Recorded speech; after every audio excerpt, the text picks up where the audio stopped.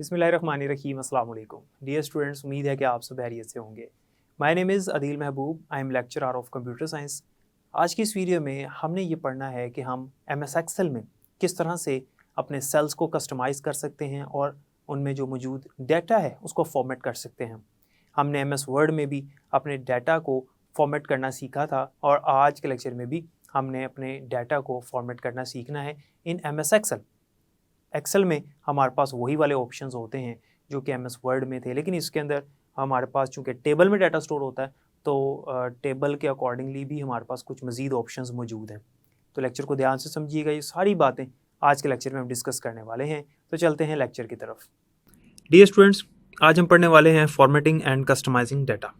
हम अपने डेटा को किस तरह से फॉर्मेट करते हैं और किस तरह से कस्टमाइज़ करते हैं। जिस तरह से MS वर्ड में हमें ऑप्शंस मिलती हैं अपने टेक्स्ट पे डिफरेंट ऑपरेशंस परफॉर्म करने की, इसी तरह से हमें MS एक्सेल में भी यही वाली ऑप्शंस मिलती हैं और इसके अलावा भी सेल्स को फॉर्मेट करने के भी हमारे पास ऑप्शंस यहाँ पर होते हैं। हम चूँकि लेटेस्ट वर्जन पढ़ रहे हैं, मैं आपको इसके बारे में भी बता दूंगा कि इसमें हम ये सारे काम कैसे करते हैं और फिर आपको ये भी बता दूंगा कि ओल्डर वर्जन जो है, जो आपकी बुक में जो कि रिकमेंडेड है 2003 का, उसमें किस तरह से हम कस्टमाइज़ करते हैं, फॉर्मेट करते हैं अपने टेक्स्ट को और अपने सेल्स को। हमारे पास एक फॉर्मेटिंग टूल बार होती है MS एक्सेल 2003 में।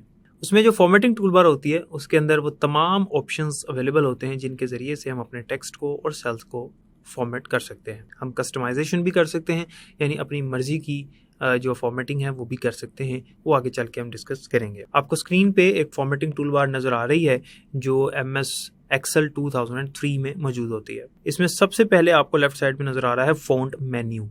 ये सेम उसी तरह से है जिस तरह MS वर्ड में हमने देखा था 2003 के वर्जन में।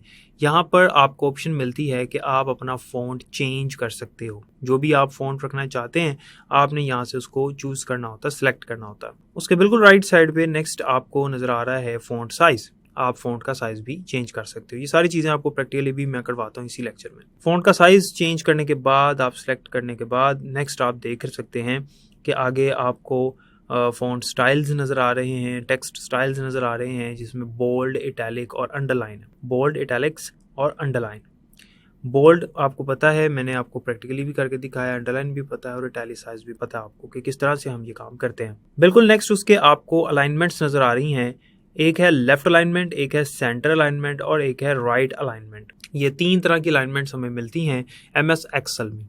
जबकि आपको याद होना चाहिए कि MS वर्ड में हमें 4 तरह की अलाइनमेंट्स मिलती हैं, जिसमें एक लेफ़्ट अलाइनमेंट होती है, एक राइट अलाइनमेंट होती है, एक सेंटर अलाइनमेंट होती है और एक होती है जस्टिफाइड अलाइनमेंट। चूँकि पैराग्राफ्स के लिए इस्तेमाल होती है इसलिए यहाँ पर उसका कोई काम नहीं है। हमने जाहिर सी बात है सेल में डाटा एंटर करना है, क्योंकि यहाँ पर सेल्स ही होते हैं, कम्बिनेशन ऑफ सेल्स हैं, कलेक्शन ऑफ सेल्स हैं, ह्यूज कलेक्शन ऑफ सेल्स हैं हमारे पास MS एक्सेल में। तो हमने सेल में जो भी वैल्यू लिखी होती है उसको यहाँ तो हम लेफ़्ट साइड पे लिखना होता है या राइट पे लिखना होता है, या फिर हम उसको सेंटर में देखना चाहते हैं। तो उसके लिए आपके पास ये 3 ही अलाइनमेंट्स हैं, इनमें से आपने किसी एक को चूज़ करना होता है। बिल्कुल राइट साइड पे आपको नज़र आ रहा है सेंटर अक्रॉस सेल्स। अगर आप सेल्स को मर्ज कर लेते हैं और उसके बाद आप उसको सेंटर में करना चाहते हैं, मर्ज करने के बाद अपने टेक्स्ट को सेल्स के सेंटर में करना चाहते हैं, तो आप फिर इसको सिलेक्ट करेंगे। ये भी अभी मैं आपको करके दिखा दूंगा। उसके बाद नेक्स्ट आता है हमारे पास करेंसी स्टाइल। ये करेंसी स्टाइल है, इसका मतलब ये है कि आप जब भी कोई वैल्यू एंटर करेंगे तो अगर तो वो करेंसी है किसी मुल्क की, लाइक यूनाइटेड स्टेट्स की है, यूनाइटेड किंगडम की है, तो वहाँ पे डॉलर चूँकि चलता है तो जब आप कोई वैल्यू लिखेंगे तो उसके साथ डॉलर साइन वो ऑटोमेटिकली लगा देगा। उसके बाद है परसेंट स्टाइल। ये किसी भी नंबर को हम एंटर करते हैं और उसके साथ हम परसेंटेज लगाना चाहते हैं तो वो उसको 100 से मल्टीप्लाई कर देता है और उसकी परसेंटेज कैलकुलेट कर देता है। ये भी मैं आपको करके दिखा देता हूँ। उसके बाद कोमा स्टाइल है। जब भी हम नंबर्स एंटर करते हैं तो कोमा स्टाइल्स में देखना चाहते हैं। फॉर एग्जांपल अगर 1 लाख है तो वो उसको ऑटोमेटिकली, जैसे यूज़र ने 1 लाख एंटर किया लेकिन वो उसको ऑटोमेटिकली, चूँकि हमने सेलेक्ट किया हुआ था कोमा स्टाइल, तो जो यूज़र है जो वैल्यू एंटर कर रहा है उसे यूज़र कहते हैं। यहाँ हम ही अगर कर रहे हैं तो वो उस वैल्यू को चेंज कर देगा 100,000 में। 100,000 से मुराद है 100 के बाद वो लगा देगा एक कोमा, जिसका मतलब होगा 100,000 और इसका मतलब अल्टीमेटली 1 लाख होता है।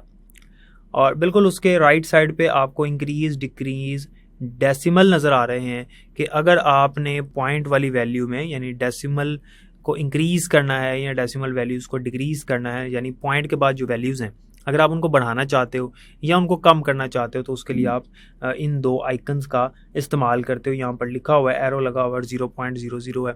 ये हमारे पास लेटेस्ट वर्जन में भी सेम एज इट इज़ ऐसे ही होता है। उसके बाद इंक्रीज़ और डिक्रीज़ इंडेंट, इसके अंदर भी इंडेंटेशन होती है। जिस तरह से MS वर्ड में इंडेंटेशन थी पैराग्राफ की, यहाँ पर भी इंडेंटेशन की ऑप्शन हमें मिलती है। और नेक्स्ट हमारे पास आता है बॉर्डर। हम जो टेबल ऐड करते हैं MS वर्ड में भी, जब हम टेबल ऐड करते हैं तो उसका बॉर्डर भी बना सकते हैं और अपने पेज का बॉर्डर भी बना सकते हैं। लेकिन यहाँ पर चूंकि हमारे पास डाटा एंटर ही टेबल की फॉर्म में होता है तो यहाँ पर बॉर्डर का ऑप्शन तो लाजमी होना था। तो बॉर्डर जो है वो हम बताते हैं कि टेबल के चारों साइड्स पे जो है वो बॉर्डर आना चाहिए, टेबल के अंदर वाली साइड पे सेंटर में बॉर्डर आना चाहिए, या राइट साइड पे होना चाहिए, लेफ्ट साइड पे होना चाहिए, कहाँ पे होना चाहिए वो हमने बताना होता है। ये भी प्रैक्टिकली आपको दिखाता हूँ। नेक्स्ट आपके पास फिल कलर है। अगर आपने उस सेल को हाईलाइट करना है, उसका कलर कोई रखना है, उसको फिल करना है किसी कलर से, तो आप इसे चूज़ करते हो। तो जो आपका सिलेक्टेड सेल होगा यानी जो एक्टिव सेल होगा उसका कलर जो है वो यहाँ से फिल हो जाएगा। और नेक्स्ट आपके पास आता है फ़ॉन्ट कलर। जो आप टेक्स्ट एंटर कर रहे हो उसके अंदर जो फ़ॉन्ट आप टाइप कर रहे हो उस फ़ॉन्ट का कलर अगर आपने चेंज करना है तो उसके लिए आप इस आइकन को क्लिक करते हो और इसको यूज़ करते हो। ये आपके पास जो ओल्ड वर्जन था 2003 का, उसमें इस तरह से आपको फॉर्मेटिंग टूल बार मिलती है और ये सारे काम हम इसमें कर सकते हैं। अब हम देखते हैं कि जो लेटेस्ट वर्जन है उसमें ये सारे काम कैसे किए जाते हैं, उसको प्रैक्टिकली भी परफॉर्म करके देखेंगे। डियर स्टूडेंट्स, अब यहाँ पर आप देख सकते हैं कि इसमें उस तरह से फॉर्मेटिंग टूल बार तो नहीं है, लेकिन यहाँ पे जो है जैसे ही आप किसी मेन्यू पे क्लिक करते हैं तो आपको नीचे यहाँ पर वो बार नज़र आना शुरू हो जाती है। तो ये एक्चुअली अल्टरनेटिव है फॉर्मेटिंग टूल बार की। अब यहाँ पर मैं सबसे पहले वैल्यू लिख देता हूँ। लेट्स सपोज मैं यहाँ पर लिख देता हूँ अदील महबूब, और ये लिखने के बाद अब आप देख सकते हैं कि ये जो वैल्यू है ये सेल की लेंथ से आगे चली गई है। तो जब ऐसा हो जाए तो आपने क्या करना होता है कि आपने दोनों सेल्स को सिलेक्ट करना है जिनमें वैल्यू गई है। सिलेक्ट करने के बाद आपको ये ऑप्शन मिल रही है मर्ज एंड सेंटर। तो आपको अभी मैंने 2003 में भी इस तरह का आइकन दिखाया था, उसमें बताया था कि हम सेंटर में ले आते हैं अपने नेम को या टेक्स्ट को, या जो लेबल है, जो वैल्यू है, जो भी है, और उसको सेल्स को मर्ज कर देते हैं। यानी ये जो डिस्ट्रीब्यूशन है ए और बी के दरमियान में लाइन है ये ख़त्म हो जाएगी और अदील महबूब जो है वो पूरा आ जाएगा। तो फॉर एग्जांपल मैं इन तीनों को मर्ज करना चाहता हूँ और ये जो नेम है सेंटर में लेके आना चाहता हूँ, तो आपने इस पर क्लिक करना है मर्ज एंड सेंटर। तो आप देख सकते हैं कि मैं थोड़ा इसको जूम कर देता हूँ ताकि मज़ीद विजिबल हो जाए। तो यहाँ पे अदील महबूब जो है वो बिल्कुल सेंटर में नज़र आ रहा है और ये तीन सेल्स जो हैं वो तीन नहीं बल्कि एक बन गए और इस सेल का नाम क्या बन गया है, A1। यहाँ तक उम्मीद है कि आपको समझ आ गई होगी। उसके बाद मर्ज एंड सेंटर हो गया। अगर मैं यहाँ पर कोई वैल्यू लिखता हूँ, फॉर एग्जांपल यहाँ पे कोई एड्रेस लिखता हूँ, house number 1 street number 10 ABC Lahore. अब ये वैल्यू जो है वो सेल से आगे चले गई है, लेकिन आपको मैंने पहले भी बताया था कि हम सेल का जो साइज़ है यहाँ से बढ़ा सकते हैं कुछ इस तरह से।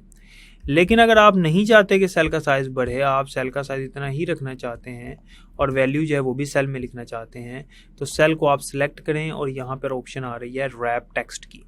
जब आप रैप टेक्स्ट करेंगे तो जो वैल्यू सेल से बढ़ गई है वो आगे की तरफ नहीं जाएगी, मतलब राइट साइड की तरफ जाने की बजाय वो नीचे वाली लाइन पे टेक्स्ट हमारा मूव कर जाएगा। जिस तरह से वर्ड रैप का फीचर हमने MS वर्ड में पढ़ा था, सेम उसी तरह से यहाँ पर भी है। तो मैं रैप टेक्स्ट करता हूँ, ये आप देख लें कि सेल की जो चौड़ाई है, विड्थ, वो नहीं बढ़ी बल्कि उसकी लेंथ बढ़ गई है और वो ऑटोमेटिकली टेक्स्ट नीचे एडजस्ट हो गया। जैसे मैं इसको आगे बढ़ाता जाऊँगा टेक्स्ट उसी तरह से उस हिसाब से एडजस्ट होता चला जाएगा। और फिर वैसे ही अगर आपने इसको सेंटर में करना है तो ये ऑप्शन है, अगर आपने इसको टॉप पे करना है तो ये ऑप्शन है, और इस तरह से हम इसको एंटर कर सकते हैं। अगर आपने इसका साइज़ कम करना है तो कम कर दें, ऑटोमेटिकली इसको नीचे ले जाएगा। जब नीचे ले जाएगा तो उसको देखने के लिए हमें सेल की जो रो की लंबाई या लेंथ है उसको बढ़ाना पड़ता है। फिर उसके बाद यहाँ पर हमारे पास फ़ॉन्ट स्टाइल है, और यहाँ पर जैसे ये सारा मैं सेलेक्ट कर लेता हूँ, इसका फ़ॉन्ट स्टाइल में यहाँ से कैलिब्री है, मैं एरियल भी कर सकता हूँ। आप सिंपल फ़ॉन्ट का नाम अगर आपको याद है टाइप कर दें, बजाय इसके कि आप ढूंढें, टाइप करके एंटर कर दें, बल्कि AR लिखा मैंने तो वहाँ पे आगे हुदी आ गया। जैसे आप देख सकते हैं ARI लिखा तो एरियल हुदी आ गया, एंटर किया, ये एरियल स्टाइल है। यहाँ पर मैं इसको टाइम्स न्यू रोमन कर देता हूँ, टाइम्स न्यू रोमन ये भी आ गया, इसको भी चेंज कर दिया। तो आप देख सकते हैं कि फ़ॉन्ट चेंज हो रहा है। तो इस तरह से ये हमारी फॉर्मेटिंग टूल बार है और यहाँ से हम फ़ॉन्ट का स्टाइल भी चेंज कर सकते हैं। आपने साइज़ बढ़ाना है तो आप यहाँ से साइज़ भी बढ़ा सकते हैं। फॉर एग्जांपल मैं इसको 12 कर देता हूँ, ये देखें साइज़ बढ़ता चला जा रहा है, तो ये साइज़ भी बढ़ गया। इसी तरह से अगर आपने इसको बोल्ड करना है, फॉर एग्जांपल ये अदील महबूब नेम है, इसको बोल्ड करना चाह रहा हूँ तो यहाँ से बोल्ड होगा, यहाँ से इटैलिसाइज होगा और यहाँ से अंडरलाइन होगा।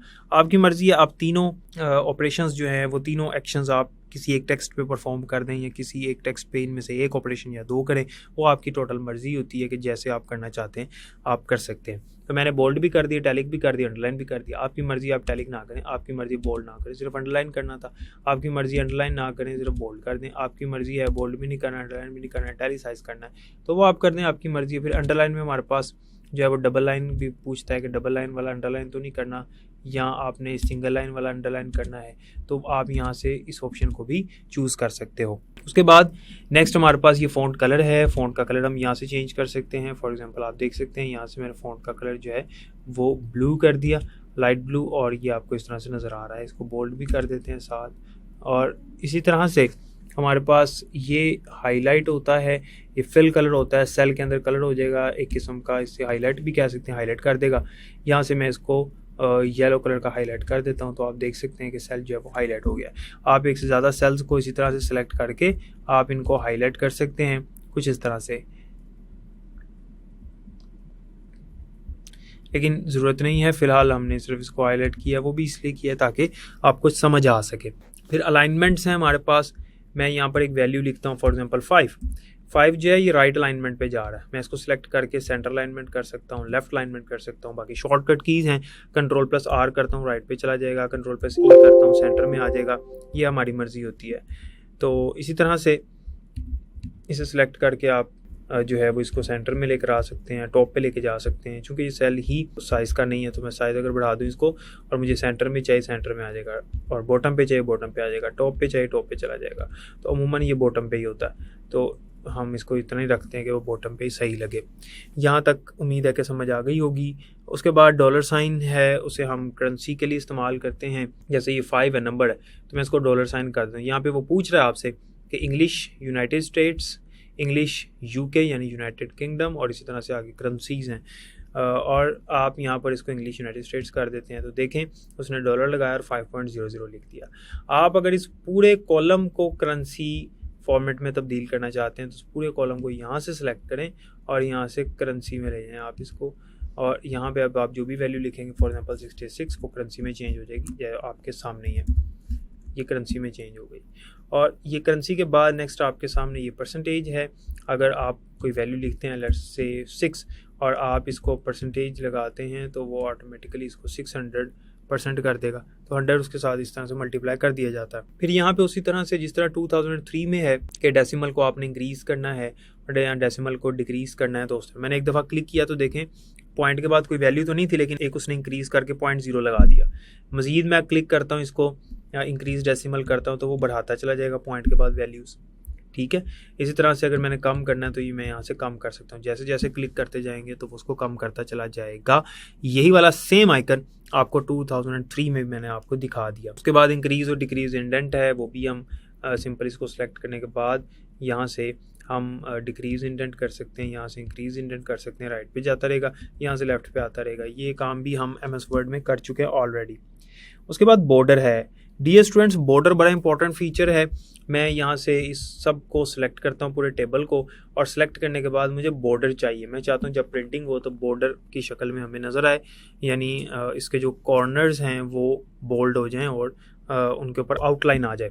तो आपने क्या करना होता है कि आपने जो बॉर्डर सेलेक्ट करना है वो किस तरह करना है, पहले तो आपने टेबल को सिलेक्ट करना है, उसके बाद ये आपको बॉर्डर का आइकन नज़र आ रहा है। तो मैं यहाँ से कर देता हूँ थिक आउटसाइड बॉर्डर, कि आउटसाइड बॉर्डर रहेगा, अंदर नहीं आएगा कुछ। ये आउटसाइड बॉर्डर आ गया, देख सकते हैं आप, ये आउटसाइड बॉर्डर आ गया। Ctrl+Z कर रहा हूँ, ये अंडू हो गया। मैं इसको यहाँ से कर देता हूँ ऑल बॉर्डर्स, तो अंदर भी और बाहर भी सारे बॉर्डर्स आ जाएंगे, आप ये देख सकते हैं इस तरह से। अब जब ये प्रिंट होगा तो इसी तरह से ये लाइनें नज़र आएंगी। पहले जब ये प्रिंट होना था ये लाइनें नज़र नहीं आनी थी, ठीक है, वो सिर्फ हमें समझाने के लिए, क्योंकि ये लाइनें आप देख सकते हैं कि डिम हुई हैं। फिर इसी तरह से मैं इसको सिलेक्ट करता हूँ, और सिलेक्ट करने के बाद आपके पास जो ऑप्शन है बॉर्डर्स वाली, उसमें से आप राइट बॉर्डर, फिर ऑल बॉर्डर्स, नो बॉर्डर अगर मैं करता हूँ तो सारे बॉर्डर ख़त्म हो जाते हैं। तो ये बॉर्डर वाली ऑप्शन होती है। तो इसके अंदर जितने भी ऑप्शंस थे, जितनी भी हमारे पास आइकन्स थे, जितने भी ऑपरेशंस हम परफॉर्म कर सकते हैं, सारे मैंने आपको बता दिए। फिर हमारे पास जो फॉर्मेट होता है नंबर का जो हम ऐड कर रहे हैं, अगर आप यहाँ से सिलेक्ट करें तो यहाँ पे मज़ीद आते हैं, टाइम है, लॉन्ग डेट है, शॉर्ट डेट है, काउंटिंग के डिफरेंट हमारे पास फॉर्मेट्स हैं। और यहाँ पर हमारे पास करेंसी फॉर्मेट है, फिर नंबर फॉर्मेट है, जनरल फॉर्मेट है, फ्रैक्शन है, पॉइंट वाला है, फिर साइंटिफिक नोटेशन होती है। तो जो भी आपने रखना है आप रख सकते हैं। अमूमन करेंसी भी इस्तेमाल की जाती है। तो डियर स्टूडेंट्स, उम्मीद है कि यहाँ तक आपको समझ आ गया होगा कि हम फॉर्मेट कैसे करते हैं और कस्टमाइज़ कैसे करते हैं अपने डेटा को, और उनके ऊपर जो हम एक्शंस परफॉर्म करते हैं वो कैसे करते हैं, और अपने सेल्स को किस तरह से फॉर्मेट कर सकते हैं। नेक्स्ट टॉपिक हमारा सेल फॉर्मेटिंग का है कि सेल में जो हमने वैल्यू देखनी होती है उसको किस तरह से फॉर्मेट किया जाता है, वो किस तरह हम चाहते हैं कि वहाँ पर डिस्प्ले हो, वो इंशाल्लाह हम नेक्स्ट लेक्चर में पढ़ेंगे। उम्मीद है कि यहाँ तक समझ आ गई होगी। तो डियर स्टूडेंट्स, जैसा कि आपने देखा कि हम किस तरह से अपने डाटा को कस्टमाइज़ कर सकते हैं और उसको फॉर्मेट कर सकते हैं, जिसमें हमने अलाइनमेंट्स, उसका स्टाइल फ़ॉन्ट का, उसका कलर, उसका साइज़ और डिफरेंट दीगर ऑप्शंस हमने पढ़े। फॉर्मेटिंग टूल बार के ज़रिए से हमने पढ़े, जो कि ओल्ड वर्जन में होती है हमारे पास, जिस तरह से 2003 के वर्जन में, और जो लेटेस्ट वर्जन है उसमें भी हमने देखा कि हम ये काम कैसे कर सकते हैं। उम्मीद है कि आज के लेक्चर की आपको अच्छी समझ आ गई होगी। बाकी इंशाल्लाह नेक्स्ट लेक्चर में पढ़ेंगे। तब तक के लिए मुझे इजाज़त दें। अपना ख्याल रखिएगा। अल्लाह हाफ़िज़।